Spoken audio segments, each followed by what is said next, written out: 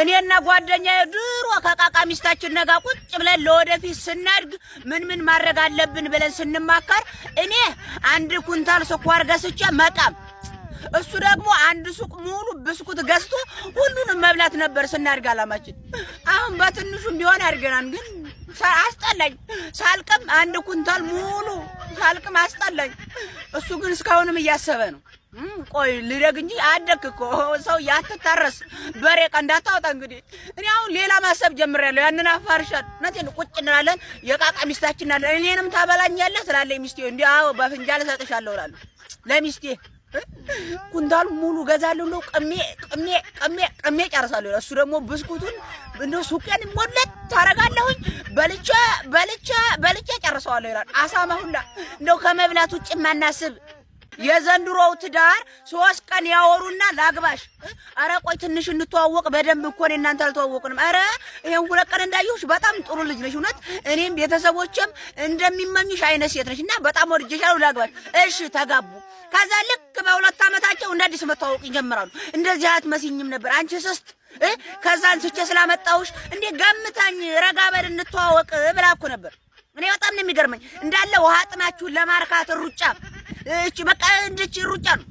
ከዛ በዛም ላስ ቤተሰብ ስላጨናነቃችሁ ብቻ አግቡ ተጋቡ ምናምን ራሳችሁን ቶሎ ስለፈለጋችሁ ብቻ ሳምንት ተዋውቃችሁ አይ በቃ እኔ ይሄን 2 ቀን እንዳየሁሽ በጣም ቆንጆ ነሽ፣ ትዕግስተኛም ነሽ፣ በጣም እንደምመኝሽ አይነት ነሽ።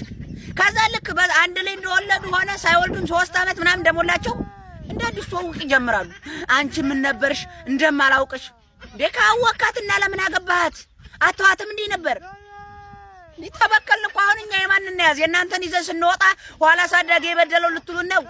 ገተዋ እህት የለህም ወይ እናት የለህም ወይ አክስት የለህም ወይ እባክህ ወንድሜ ምናምን እንዴ እህቱንና እናቱን ቢያስብ ቀድሞ ላኪል ቆይ እንዴ እውነቴን እኮ ነው። ለምንድን ነው ጅልኛውን የምታስቡት? አሁንማ ደግሞ ምትጀምረ እኔ ጋር ይቀመጥልሽ እስከምትመጪ እንዴ ቆይ አንቺ ጋር ቦታ ጠበበኝ አለ። እውነቴን ነው መሄጃ አጣሁ አለ። እኔ ጋር ምን ችግር አለው ቢቀመጥሽ? ባልሽ አይደለው ባልሽ እና ባልሽ አይደለም ስላለው ነው ባልሽ ነው ምን ችግር አለው አንተ ጋርስ ቢሆን? ቆይ እኔ እኮ አይደለም ወደሱ ጋር ወደ ስልክ ጋር ማን ሲደጃለሽ ወደ ከራስሽ ስልክ ምን ያረጋል? አዘቢው ምንድነው?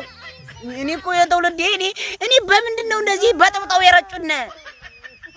ከዛ በኋላ ገንዘብ አምጪ ካልሆነ አይ ይልሻል። እህት የለህም እናቱን ቢያስብ ቀድሞ ይሄ ሐሳብ አይመጣለትም። አንድ ጊዜ እንትን ካላችሁ በኋላ እናትህን አክስትህን አማትህን ቅማትህን ብትይ ምንም ፋይዳ የለውም። እውነቴን ነው። ቀድማችሁ ነው መጠንቀቅ። የድሮ ጓደኛችሁንና የአሁኖቹን ጓደኞቻችሁን አንድ ላይ እንዲሆኑ በፍጹም አትፍቀዱላችሁ። እውነቴን ነው። የድሮ ጓደኛችሁ የድሮ ማንነታችሁን ይናገራል፣ የአሁኖቹ ደግሞ የአሁኑን ማንነታችሁን ይናገራሉ። ባጭሩ ሰዎች በቀላሉ የእናንተን ማንነት ሙሉ ለሙሉ ያውቃሉ ማለት ነው። እውነቴን ነው። ጓደኛሞች እንዲሆኑ በፍጹም አትፍቀዱላችሁ። ሲጀመር ጓደኛ ባትይዙስ ቢቀር ለየትኛው ኑሮ ቢቀር ከያዛችሁ ደግሞ ምናልባት የድሮውና ያሁኑ በየትኛውም አጋጣሚ እንዳታስተዋውቁ አይደለም አስተዋውቃችሁ ራሳችሁ እንዳይተዋወቁ መከራ ነው። እንዲህ ነበር እኮ ብሎ ያወራን የድሮው ያሁኑ ደግሞ አሁን ትላንት እንደዚህ አይደለ የነበረው ሁለቱ ሲደመር ሙሉ ለሙሉ አወቃችሁ ማለት ነው። ኪሳራ። ስለዚህ እንዳታቀራረቡ። እኔ ቆይ ለፍቅር የእንጀራ እናቱ ነኝ ወይስ የእንጀራ አባቱ ማይዘኝ እንዴ? ቆይ እኔ ምኑ ነኝ? እኔ ቤተሰቡ ነገር ነኝ። እኔማ እንጀራ እናቱ የእንጀራ አባቱ ነኝ። ለምንድን ነው የማይዘኝ? እንዴ ንቀት መሆኑ ነው እንዴ? ሰው እየፈነፈነ ይዘኛል እኮ ማያዙን። ነገር ግን የሚይዘኝ ከሷ የተሻለ ሌላ ቆንጆ እስከማገኝ።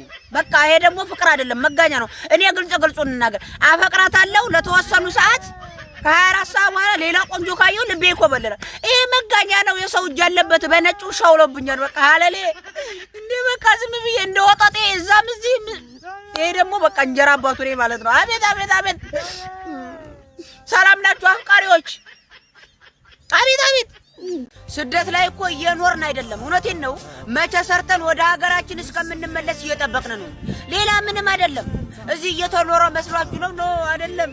አኗኗሪ ራሱ አይደለንም። ሰው አኗኗሪ ለመሆን ራሱ የኗሪ ግማሽ መሆን አለበት። አኗኗሪ ለመሆን እዚህ እኮ ለአኗኗሪ ማንመች ለኗሪ ማንመች። እውነቴን ነው።